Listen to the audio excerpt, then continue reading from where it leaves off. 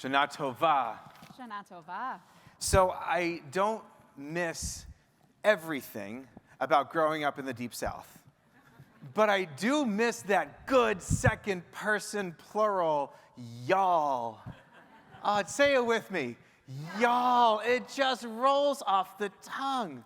And I say this because here in the Mid-Atlantic, it's not socially acceptable to say y'all. So we say all kinds of other things that don't make sense.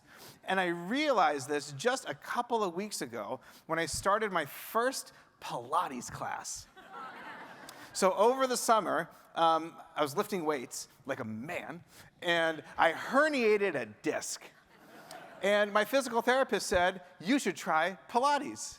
And just so you know, there's probably not going to be many men in the class. So let's just do an experiment. Men in the room, if you have been to an actual Pilates class, just show of hands. I'm counting 4, just for the camera. I'm counting 4. Women in the room, if you've been to a Pilates class, raise your hand. Look at this. About 10 times as many, hands down. So I show up, and I'm so self-conscious about being the only guy in the room. Even though I live with women, I work with women, I show up, I'm so self-conscious. And then the instructor begins the class by saying, all right, guys, let's get started. And I'm looking around the room. There are no guys. There's Guy, there's me, but there's no guys. And I shared this with my wife just last night, true story. And she said, oh, you wouldn't believe how they started my Pilates class just a couple days ago. The instructor said, all right, mamas, let's get started. And then she looked to her right, and there's this poor guy next to her having no idea what to do. And it's because we don't have a good second person plural. We just have words that don't make sense, which for me and for us can be awkward. But if you are a Bible translator, not having a second person plural all of a sudden becomes an occupational hazard. Here's what I mean. Tomorrow afternoon, we're going to read Leviticus 19. This is one of the most important chapters of the entire Torah. What is it, Leviticus? 19. I want you to hold on to that number. You'll see why in just a moment. Leviticus 19 is called Parshat Kiddoshim. I'm going to give you a lot of Hebrew, and then we're going to back up. Parshat Kiddoshim. The phrase is Kiddoshim Tihiyu, which is mistranslated as you shall be holy. Now, that's a nice sentiment. You're holy. Oh, you're holy. Terrific. Great. But that's not what it actually means. I'm going to give you a little bit of a less than perfect Hebrew grammar lesson. And as Cantor knows, I've got a few props to help me out. So if I wanted to make a word plural in the Hebrew, one way to do it is to add this at the end. Can you see it in the back? What does it say, everybody? Im. So let's see. I've got a machzor. That is a high holy day prayer book. One of them is a machzor. More than one is machzor. Im, exactly. I got all kinds of things. I've got an orange. Can you see it? In Hebrew, it's tapuz. If I've got more than one, it is tapuz. Im. I've got, this is my favorite Hebrew word, a cucumber. In Hebrew, this is a melathophone. Plural, melathophone, im, exactly. So if I wanted to say that something is holy, in the singular, it is kadosh. But if we want to make it plural, it is kiddosh, kiddoshim, which means that our Torah is not teaching us. And the message of Yom Kippur is not that you are holy, even though you are, but that all y'all are holy. That you guys are holy. That's Leviticus chapter what? 19. So why do we read Leviticus chapter 19 to capstone our Day of Atonement? And it's because we live in a Leviticus 18 world. So walk back with me. Just a couple of verses before the Torah portion. Leviticus 18, we have the idea, the institution of karet, which means excommunication, which means to cut someone out of your life. Now, excommunication was serious. Excommunication, worse than capital punishment, worse than gefilte fish. It's the worst thing you could do to a Jew because it meant that you were kicked out, excommunicated from the community here in this time and you lost your place in the world to come. It does not get worse than excommunication. It doesn't get more serious than excommunication, which is why, fortunately, in the Torah, there are only 36 things that you can do, that you could possibly do to get excommunicated. Now, most of them are R-rated, so I'm not going to share them with you. But doesn't it feel quaint that there are only 36 things that you could possibly do to get kicked out of the community? Because you fast forward to today, and there are 1,000 things that you could say to get kicked out, to get cut off, for someone to weaken or forego their connection, their attachment to you altogether. You could vote the wrong way, God forbid. You could say the wrong words, God forbid. You could have posted something 10 years ago because you got swept up in some political current of the day and someone found it and brought it back, and all of a sudden you are karate. You are cut out. So how did we get here? How did we get here?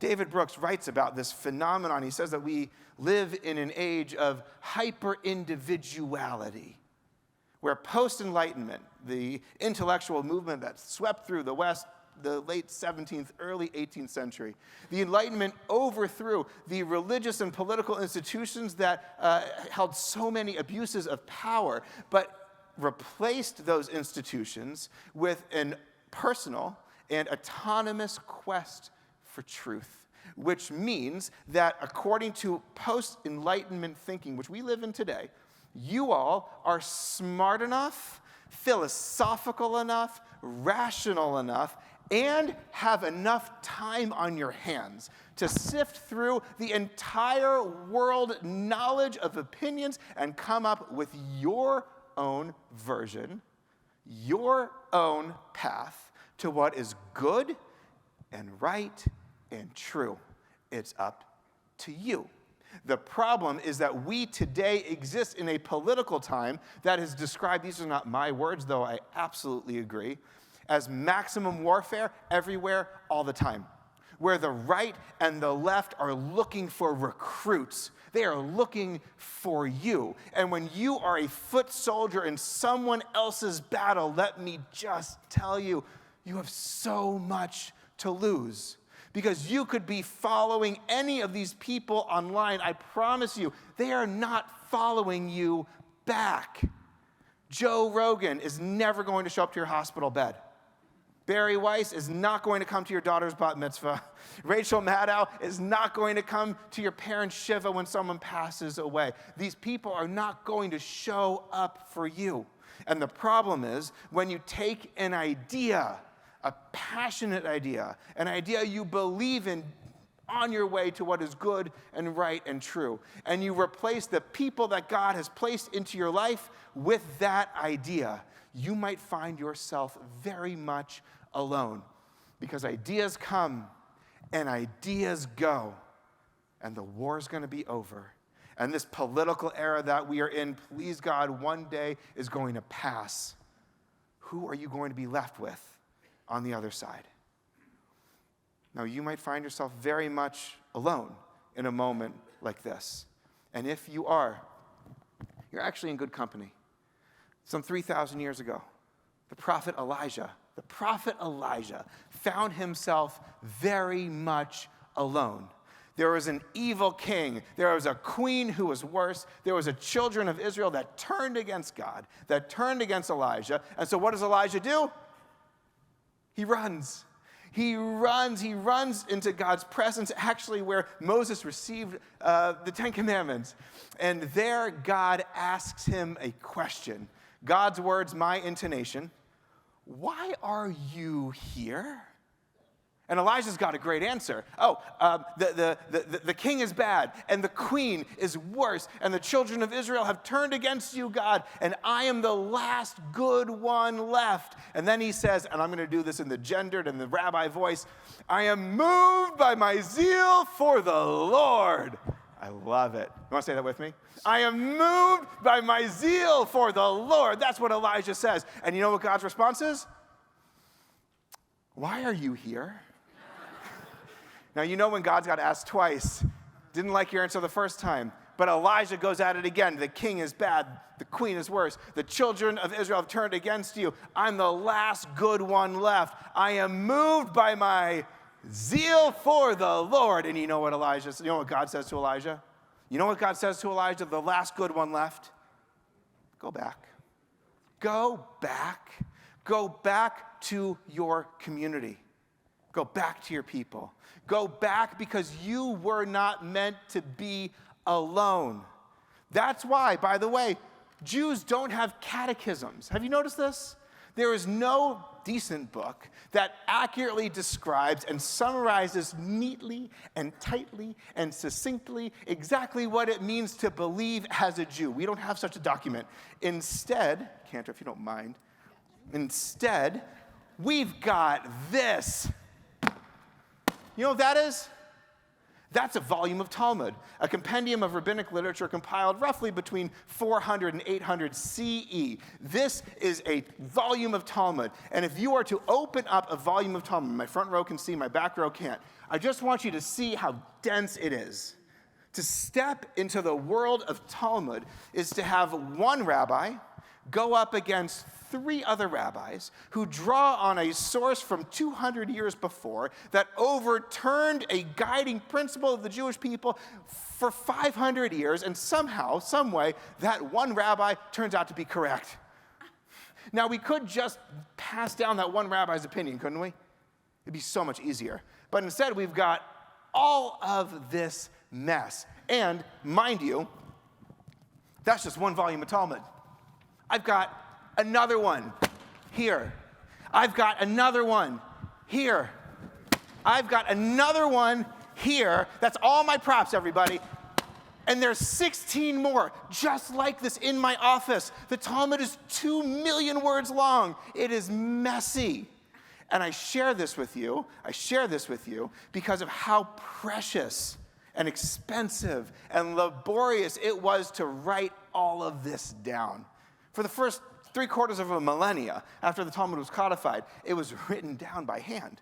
You didn't own a set of Talmud. Maybe if you were lucky, your community had a set, but you didn't own one of these because of how difficult it was to write down every single letter of every single word and then pass down that big, angry mess of Jewish tradition. This is us. This is us, and I share this as an image with you. I share this stack of Talmud, and remember, there's 16 more in my office, as an image with you, because I am sitting here at my desk. There's the desk here, I have my laptop here, and I'm looking at my screen. And on my screen, I am seeing what the Democrats are doing, and I'm seeing what the Republicans are doing, and I see what J Street just wrote, and I saw AIPAC's response, and I'm seeing all of this mess. And then I look right beyond my laptop screen, and what do I see? That it has always been this way.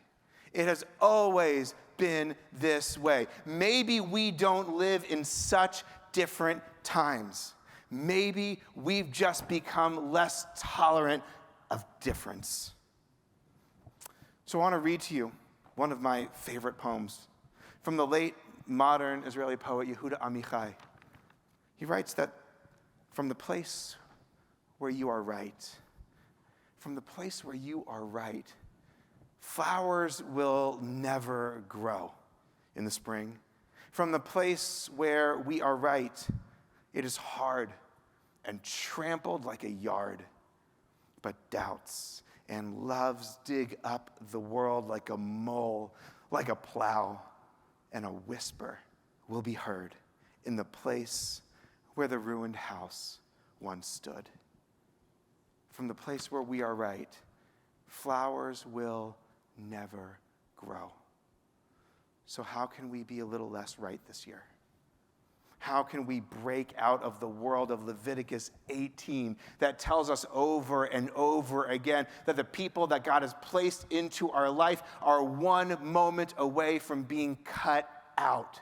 I want you to know on this day of atonement that God has space in God's world for you, for them, for all y'all, because you are holy and we are holy, and we are a part of a holy people that has marched through 200 generations of mess still together. Then the only way that we move forward for the next 200 generations and beyond is by marching forward together as God meant for us to be. Shana Tova. Shana Tova. Thank you.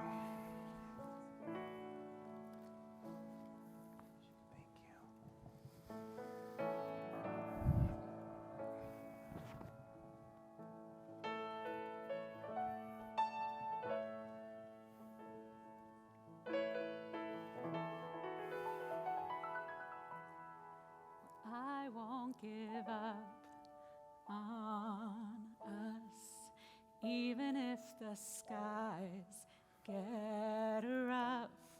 I'm giving you all my love. I'm still looking up.